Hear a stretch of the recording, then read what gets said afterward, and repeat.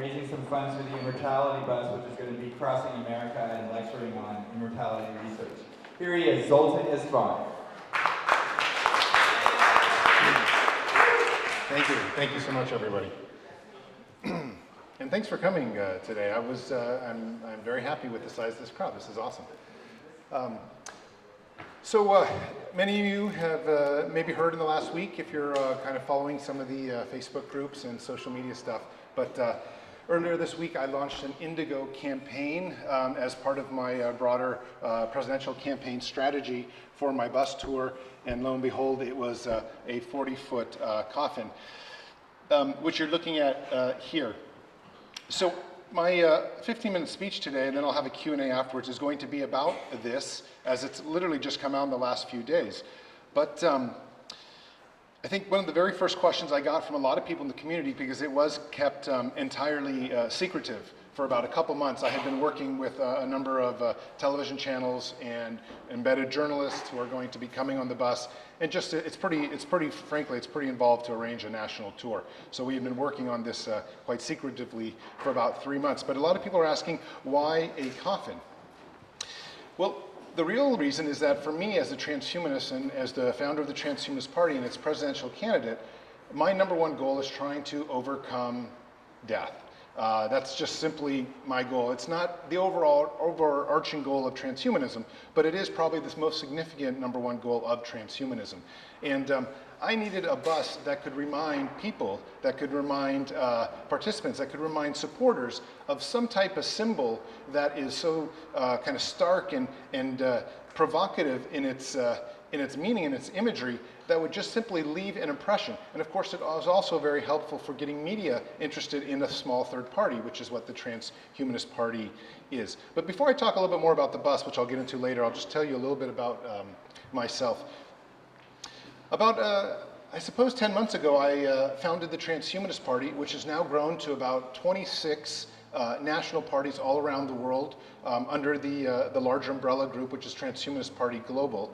And in fact, just this morning, one of Germany's largest newspapers with a circulation of 400,000 released a very long article that mentioned a number of times Transhumanist Party Germany, which I believe is one of the very first times that they've hit major media. And of course, they hit it with such a large newspaper that you know, you have well, I suppose you have approximately almost 1% of the German population knowing about now, potentially the Transhumanist Party Germany. Anyways, we are we're a small organization. The US party is by far the largest. The UK Transhumanist Party is the second largest. But the other national parties are pretty small. But we are growing in membership, we're growing in influence, and we're growing in just support dramatically. To give you an idea, last month, the Transhumanist Party in my presidential campaign did approximately 4 million internet impressions. Part of the reason was we were featured on a kind of millennial age show called Good Mythical Morning. We were also on the Fox News channel. We were on Daily Caller. We were in Gizmodo. We were in Vice, we were Huffington Post. I mean, the lists are endless. We had about over 100 articles, 100 original articles written on the Transhumanist Party last month. And this month we're on track to do another few million views.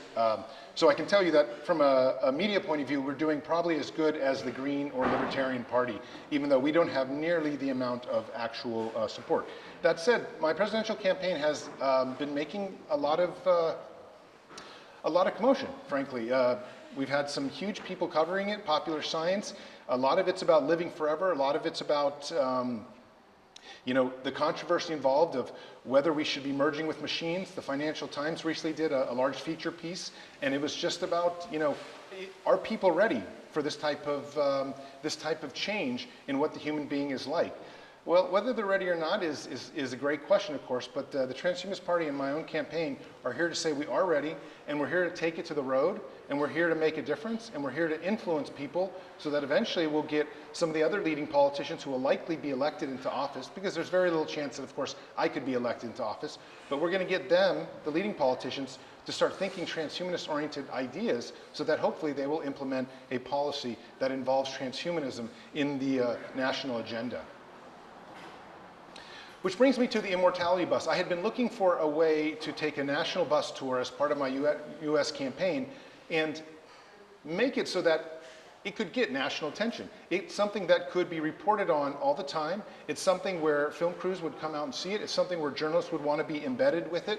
Currently, we have someone from the New Yorker that's interested in being embedded. We have a confirmation from someone from the Telegraph. Just yesterday afternoon, I heard that one from the National Review will likely be on us with us some of the times. So we have an amazing array of people that will follow and see the things we do. What are we going to do?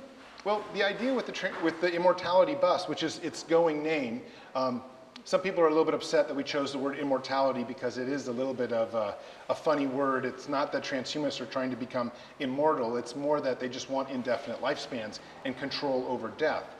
But we chose immortality because it is the kind of name that, frankly, the media picks up on and is most interested in when they're speaking about things in terms of transhumanist, in transhumanist-minded ideas.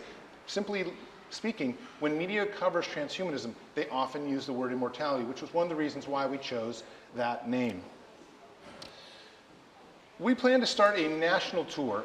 It will start in San Francisco, and the bus will roll down probably towards the Los Angeles area. We recently got Bobby Kennedy, which is a grandson of Robert F. Kennedy, to endorse our campaign. Hopefully the Kennedys are going to be actually throwing a fundraiser for the Transhumanist Party. Sounds great. And that will be an interesting event, especially with a giant 40-foot coffin bus parked out in front. We'll also be stopping at some biohacking labs in the desert in Mojave. That's going to be very fun. I'm going to get a chip implant.